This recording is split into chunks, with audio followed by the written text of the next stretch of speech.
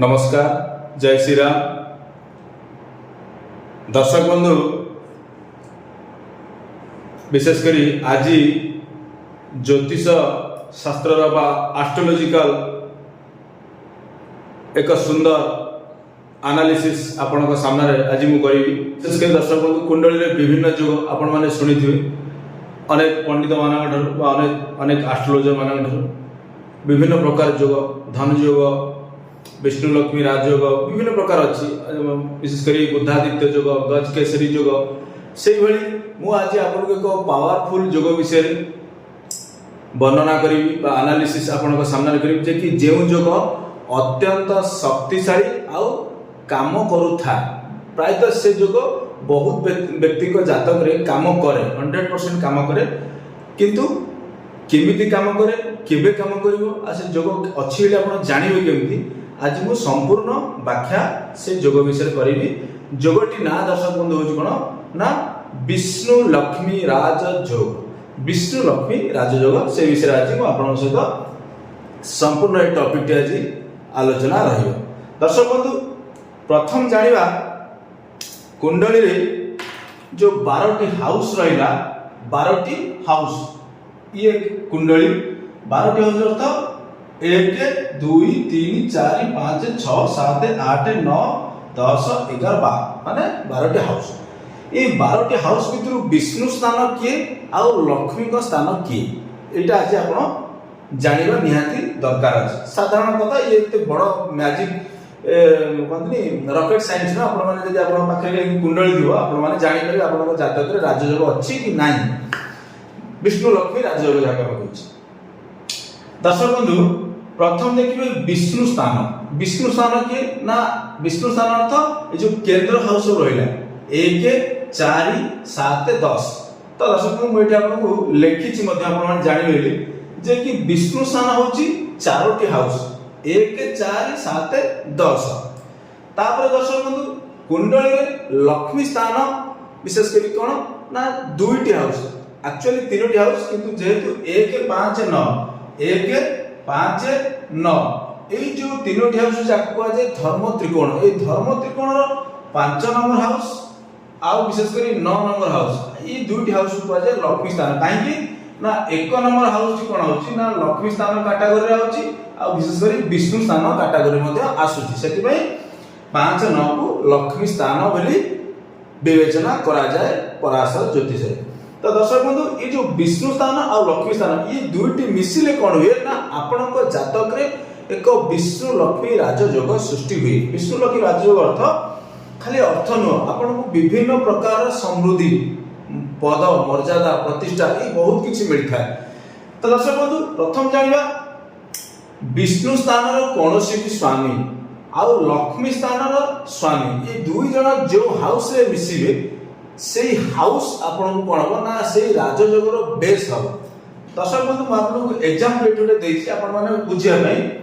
एमती न जे a house रे बसिथिबे किछि माने नै, अन्य हाउस रे बसिथिबे। दर्शक बंधु, ये वृष लग्न कुंडली। दर्शक बंधु, वृष लग्न कुंडली रे एठी विष्णु स्थान को रहिला ना आपनकर फर्स्ट हाउस 2 नंबर राशि, 5 नंबर राशि, 8 नंबर राशि आउ 11 नंबर राशि, ये चारिटा हला विष्णु स्थान राशि। दर्शक बंधु, मु आपको उदाहरण सहित ठीक जोड़िए प्लैनेट माने जोड़िए ग्रह को ना आपको लिखी। विष्णु स्थान 4th हाउस अर्थात ये जो 4 नंबर हाउस रो स्वामी रो नाम एठी लिखी। अर्थात 4 नंबर हाउस रो को राशि अछि ना आपनकर सिंह राशि अछि, कोन ना वृष लग्न हिसाब रे आपण गणिले। तो सिंह राशि रो लॉर्ड हेले के ना अधिपति हेले के ना स्वयं सूर्य बा रवि। रवि आपनकर बसिले एई जगह रे 7th हाउस रे। तापर रवि बसिले ताको सहित बुध भी बसिले, एडी असले बुध बसिले कोठी ना आपनकर 7th हाउस रे, 7th हाउस रे। दर्शक बंधु, ये जो 2टी ग्रह रे ए 2टी ग्रह भितर सूर्यंकर मालिकाना रहउची 4th हाउस माने विष्णु स्थान।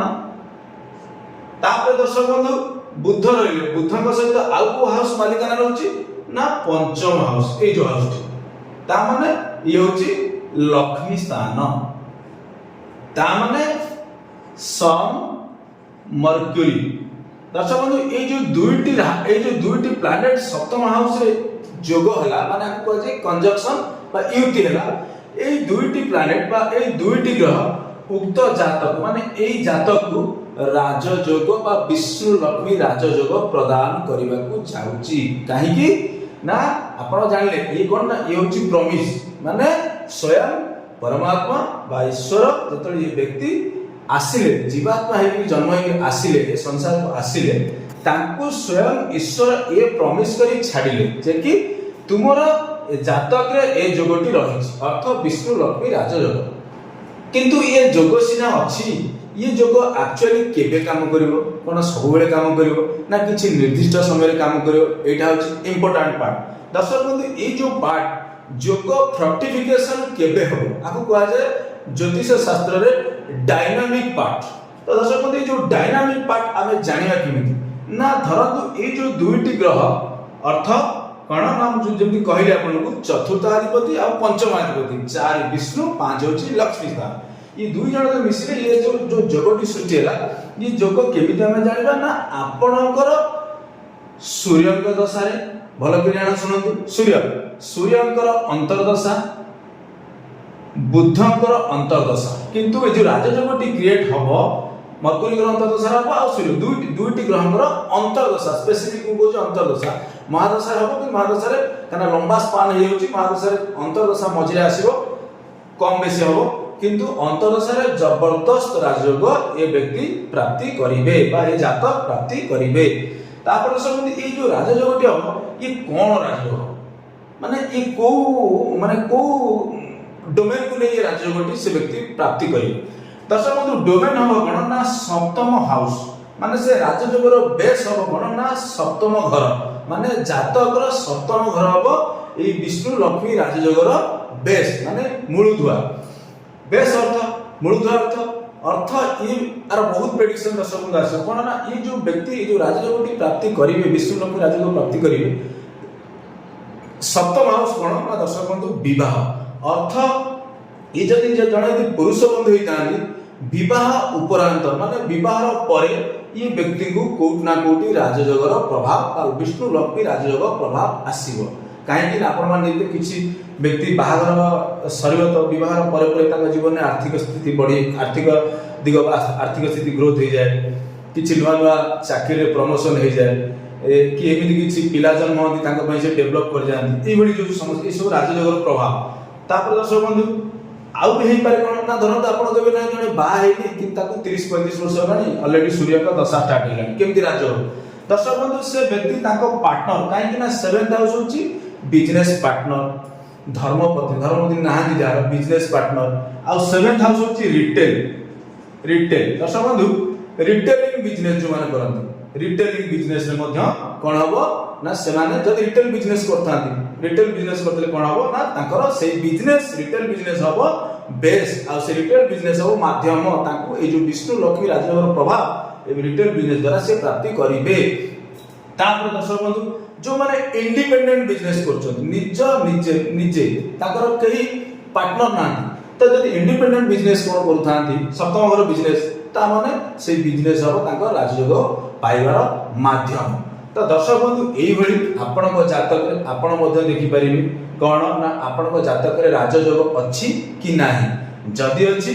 आपण कोन कहबे ना ए जो राजयोग फ्रक्टिफिकेशन केमि देबो ना जो हाउस रे आपण ये जो प्लैनेट बसी चंदी से हाउस को आपण कर्म रे लगेबे किंतु दर्शक बंधु आज आ गोटे कोन ध्रुव सत्य जहा हम कहूची म आपण कहि देबो चाहे आपनको जातक रे राजयोग अछि किंतु आपण ए सप्तम हाउस रे जे व्यक्ति रहउची यदि ए व्यक्ति कोनोसी सप्तम हाउस रो काम न करी यदि 6 नंबर हाउस रो काम करतेबे अर्थ 6 नंबर हाउस रो सर्विस करतेबे ताले से राजयोग रो प्रभाव ताको बहुत कमी जो काहेकि ना प्रत्येक घर को हानि करे तार पूर्व घर तो अर्थ सप्तम घर हानि के करछि ना षष्ठ घर से बोले आपण यदि 7th हाउस रिलेटेड माने जो हाउस रे राजयोग अछि से हाउस रिलेटेड कर्म करू नथिबे कोट ना कोटी से राजयोग ही रहिबो आपनको से जोग आ से जोग फ्रक्टिफिकेशन दबो ही नाही तो सेति पई सबटी इंपोर्टेंट जातक भगवान सिना प्रॉमिस करी पठे देले किंतु हमकु उक्त हाउस पे मेहनत किंतु किछि व्यक्ति जे कोनी सेटा भाग्य अर्थ कोन ना जो 9th हाउस जो व्यक्ति रो 9th हाउस डैमेज हो जाए 9th नवम भाव खराब हो जाए